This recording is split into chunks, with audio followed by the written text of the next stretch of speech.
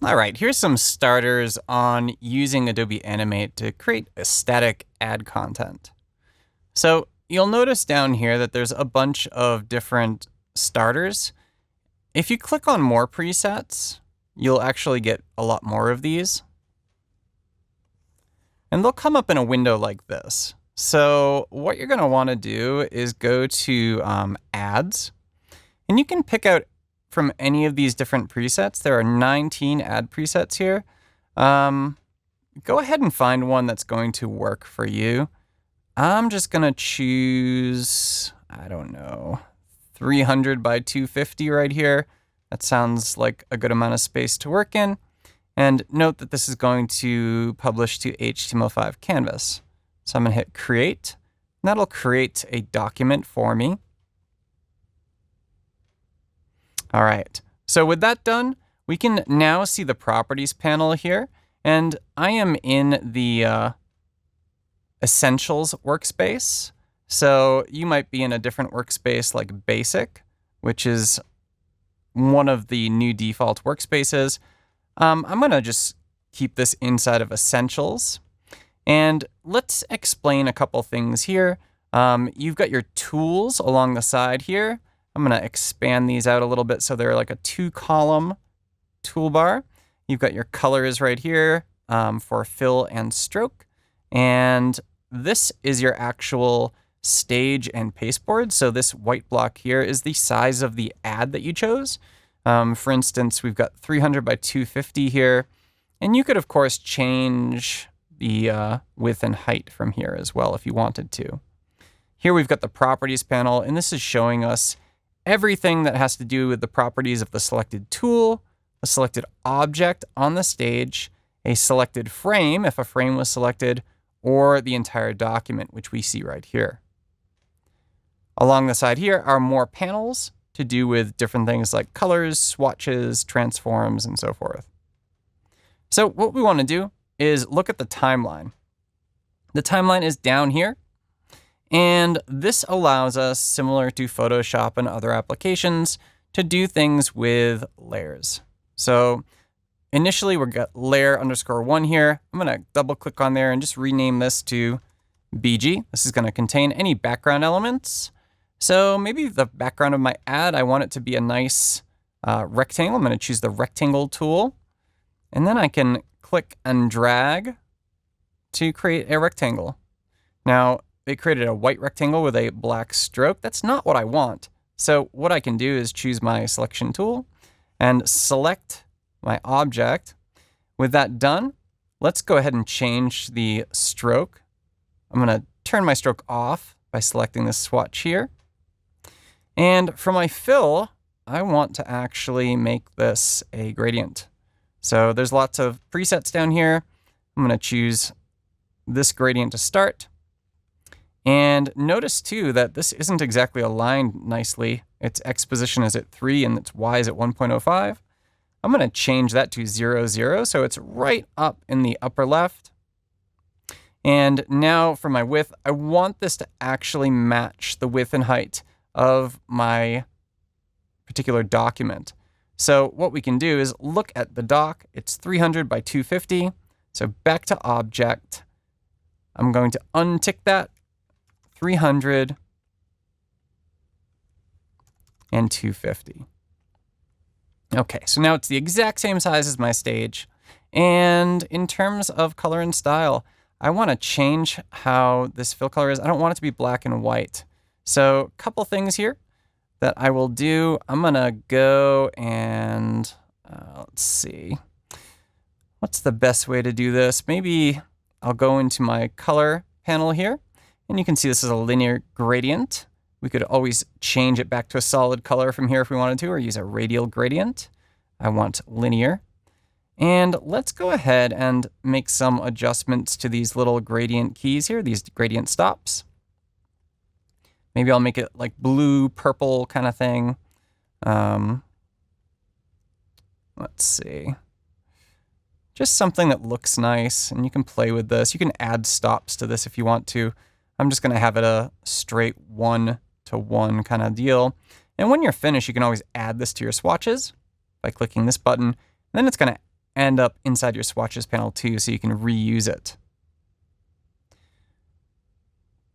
All right, so what I'm gonna do here actually is turn on my free transform tool, and I'm gonna rotate this like so, and then sort of retransform it back. Again, this isn't perfect sometimes, so hit that back to 0, make this 300 again by 250. And if we wanted to, instead of using the transform tool here, I could have used the gradient transform tool, which would have been easier. However, by default, it's actually hidden in the tools panel. If you click on this little ellipse here, you'll notice there are some tools that are hidden, and these include the gradient transform tool. So if I want to, I could always put that inside with my free transform tool. And with that done, now I can switch between them freely with a long press. With the gradient transform tool, I can actually make other adjustments to my gradient here. So maybe I could rotate a little bit, could reposition its center point and so forth. So that's a nice little gradient. Let's go ahead and just lock this down now. My background's complete. Now there's two other things I want. I want a new layer. So I'm going to click the new layer button. I want some text. And in addition to that, I want my bitmap image. So I'm going to name that image. And I guess the first thing I'll bring in is my image. So I have an image that's just in my file system here. And I'm just going to drag that directly onto my stage from Finder or Windows Explorer, or whatever you're using. And it's going to import it for us. As you can see, the image is like way bigger than, oops, I have the gradient transform tool on again. Let's change it to the free transform tool. So that lets me move stuff around and so forth. I'm going to zoom out quite a bit, so 25%. And then with the free transform tool, let's scale that guy down. Go back out to 100% and recenter the stage. All right, so now I've got my device right here. There's my phone. And as you can see, this is an object. It's a bitmap image. And yeah, it's got the position and size and all that good stuff there. So let's see. What I want to do is now add some text. I can lock down the image. So for my text, I'm going to use the type tool here, the text tool. And it's going to go through and load different fonts. It's loading up Peachy Keen, which is something I use quite a bit because I think it's a fun font. You want to do static text for this too. So there's different text types in Animate. Choose static text. For fill, I'm going to choose something like this nice orange-yellow color. And then, let's see.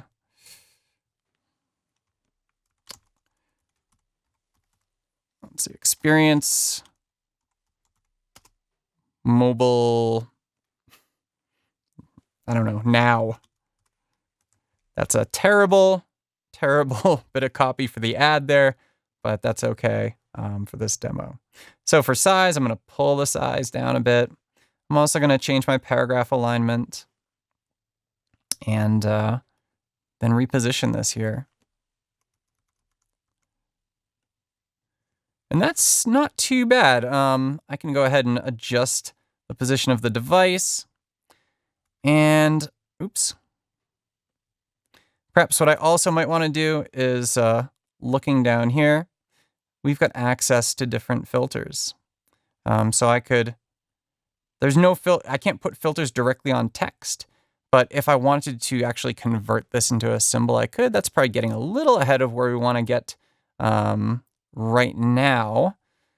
But something else you can do is actually, well, no, we don't want to go that far.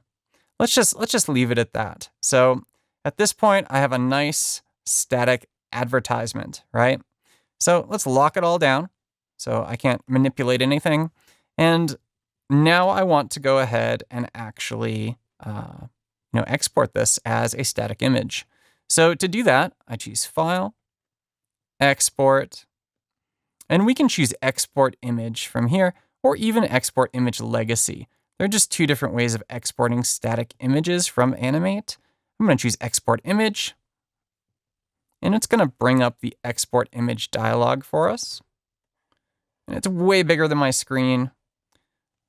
So I'm going to try to resize this so it fits a little bit better. And I know you can't see everything. I don't know why they keep this so big. But anyway, you can choose from here what kind of image you want. So JPEG, a PNG, a GIF, whatever. So if I choose a GIF here, I then got my color table, and I can make all sorts of adjustments. Here's PNG 8, which is very similar to GIF, PNG 24, and so forth. So as we're going through here, we have 64 colors. Let's go up to 256. And that looks a lot better. Our color table's bigger.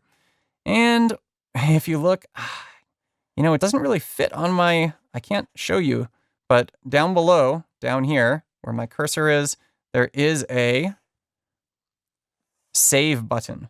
So if you click save from there, it's going to actually ask you where to save the static image. And then you can go and save it and upload it to Canvas or wherever else you might want.